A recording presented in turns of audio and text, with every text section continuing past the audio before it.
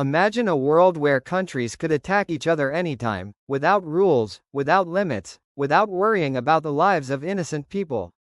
The world would be full of chaos, pain, and endless destruction. But today, even when wars happen, there are boundaries, there are moral lines nobody is supposed to cross. And those lines come from international law. This is the story of how international law shapes the ethics of war and guides countries toward peace. Long ago, wars were fought with no rules. Armies attacked villages, killed civilians, and captured people as slaves. There was no concept of right or wrong in battle. Victory was all that mattered. But after the world saw the unimaginable horrors of the world wars, millions dead, cities destroyed, and humanity shaken, leaders realized something had to change. If war cannot be fully stopped, at least it must be controlled. And this is how the modern system of international law began. Countries sat together and created agreements, rules that every nation must follow, even during war. These rules became the foundation of war ethics. One of the most important sets of rules is the Geneva Conventions. These conventions say that even in the middle of battle, soldiers must protect civilians. They must treat prisoners of war like human beings.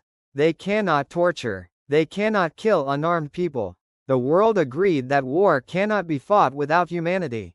Slowly, soldiers were trained not just to fight, but to fight with ethical limits. They learned that some weapons are banned because they cause extreme suffering. They learned that schools, hospitals, and places of worship cannot be targeted. They learned that even enemies deserve basic human respect. And if someone breaks these rules, the world does not stay silent. The International Criminal Court, or ICC, can put war criminals on trial, no matter how powerful they are. This fear of accountability forces leaders and armies to think twice before committing atrocities. But international law doesn't just tell countries how to fight. It also teaches them how to avoid fighting in the first place. When two nations are on the edge of conflict, the United Nations steps in. Peacekeepers, blue helmets, are sent to protect civilians, maintain ceasefires, and create space for dialogue.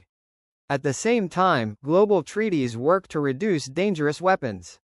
Nuclear bombs, chemical gases, and illegal arms are all restricted.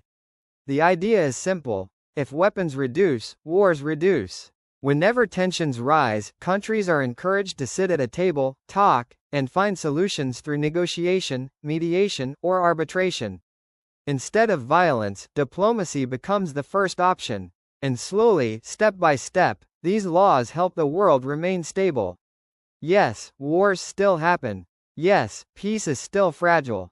But without international law, the world today would look very